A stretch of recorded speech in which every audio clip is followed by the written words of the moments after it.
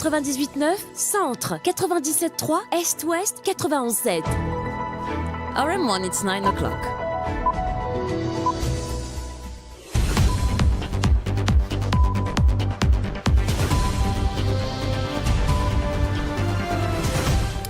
The news presented by Eris Stewart. Good morning, Eris. Good morning, Sophie. The headlines. Mauritius Olympic Committee elections face new uncertainty as a government report reveals serious irregularities in 4 sports federations. National Human Rights Commission launches an official investigation after Malagasy engineer is left stranded for months in the Comores. Despite drop in global oil prices, fuel costs in Mauritius are expected to remain unchanged, with the State Trading Corporation citing a shortfall in the Diesel Stabilization Fund.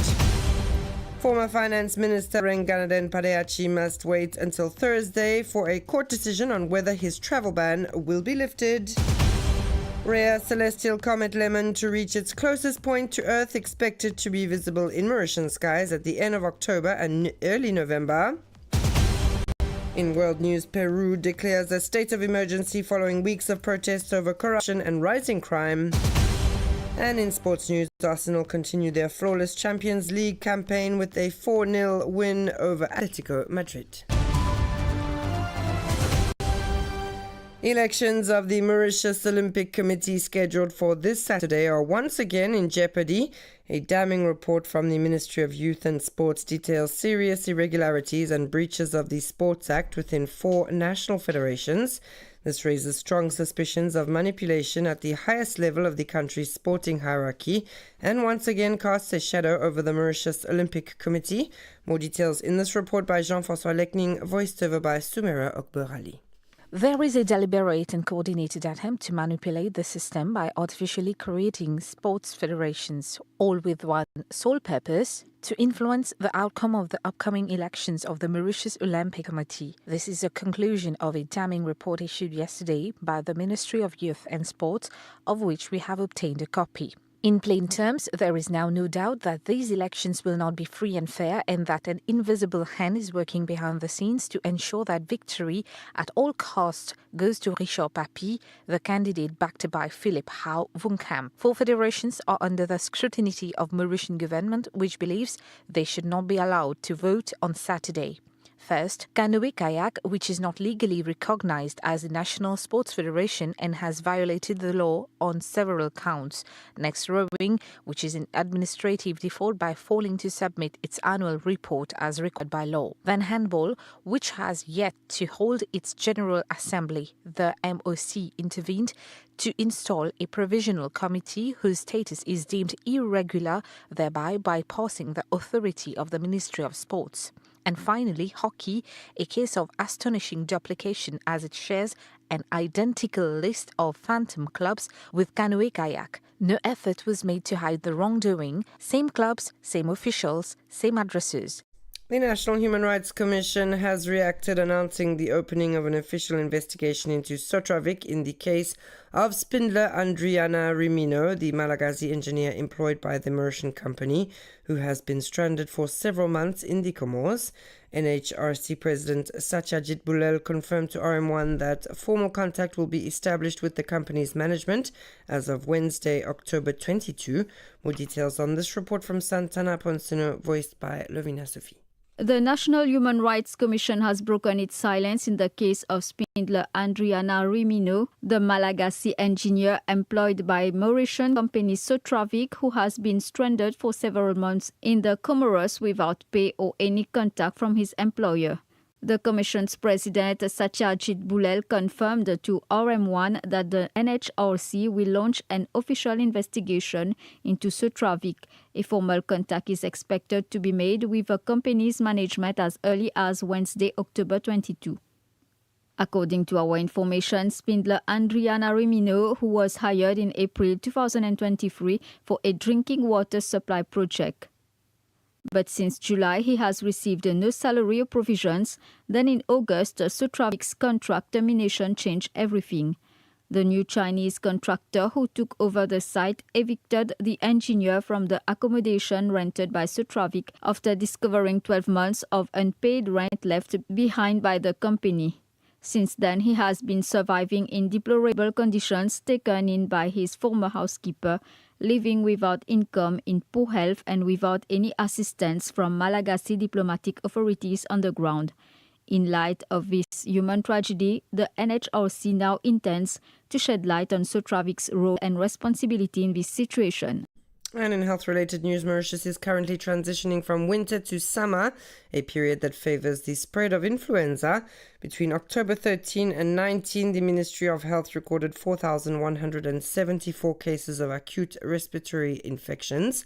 3 strains of the flu are currently circulating, including H1N1, along with cases of COVID-19, adenovirus and rhinovirus. Authorities are urging people to take the necessary precautions so as to limit the spread as far as possible. And moving to fuel-related news, despite a drop in global oil prices, Mauritians are unlikely to see any change at the pump. Latest figure from the State Trading Corporation showed that the calculated decrease in petrol prices based on Platts quotations is just 2.7% below the 4% threshold required for a price revision. The price stabilization account for petrol currently holds a surplus of 400 million rupees, but this cannot be used until that threshold is met. For diesel, the situation is even more difficult. Although an 11% drop has been recorded, it is offset by a massive 2.5 billion rupee deficit in the stabilization fund. With these constraints and ongoing deficits, the next meeting of the Petroleum Pricing Committee is not expected to announce any reduction in fuel prices. Former Finance Minister Nganaden Parayachi will have to wait until Thursday for the magistrate's ruling on his request to leave the country. The police and the Financial Crimes Commission continue to oppose his application to lift the travel ban imposed as part of ongoing investigations by the FCC and the Central Criminal Investigation Department, citing flight risk concerns. Nganaden Parayachi is seeking permission to travel to France, England and India between October this year and January 2026 for professional commitments. And finally, in other news, the world is currently witnessing a rare celestial event. Comet Lemon is making its closest approach to Earth. According to the Mauritius Astronomical Society, the comet will be visible from Mauritius between the end of October and early November. Officially named C2025A6, Comet Lemon releases gas and dust as it nears the Sun, forming a glowing tail visible from Earth. We listen to more on this with Rupeshna Ajuda. It's a once-in-a-lifetime wonder of the sky to watch. For the past few days, astronomers around the world have been closely observing Comet Lemon, officially named C2025A6. As it approaches the Sun, this icy ball releases gases, forming a luminous trail visible from Earth. It's a ball that turns around the Sun for several hundreds, even thousands of years. When it will be close to the Sun, the scorching heat of the Sun will spread in its opposite direction, the dust and snow shaping the comet's tail. It flies at its closest distance to Earth at about 90 million kilometers. Comet Lemon, discovered by the Mount Lemmon Observatory in Arizona, USA, is already visible in several countries and is expected in our western skies starting in late October. It will probably be easier to go to the west. The public can choose Flic-en-Flac or the Albion region, wait for the sun to set and spot the point where it's set on the horizon. Then look out slightly to the right and up. For the inhabitants of Mauritius, this is a unique opportunity to admire a rare natural phenomenon through binoculars before Lemon disappears again for several centuries. And you're listening to RM1. It's 9:09, where we move to international news, where Peru's interim president José Geri announced a state of emergency in Lima and the neighboring port of Callao on Tuesday after weeks of anti-government protests over corruption and organized crime. Under the state of emergency, the government can send the army to patrol the streets and restrict freedom of assembly and other rights. This is the first major action by the interim president since he took office nearly 2 weeks ago to address the spiraling crime crisis. The South American country has been rocked by protests for weeks, and lawmakers voted earlier this month to impeach President Dina Boluarte, whom critics blamed for a surge in crime and accused of corruption.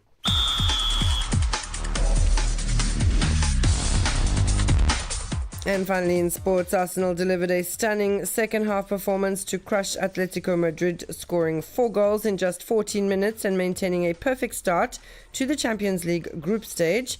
After a tight first half, the breakthrough opened the floodgates as the team's relentless attack sealed a dominant 4-0 win, their third consecutive victory without conceding a goal. That's all from me this morning. Thanks so much for tuning in. Stay tuned now to the Intimate playlist until 10 a.m.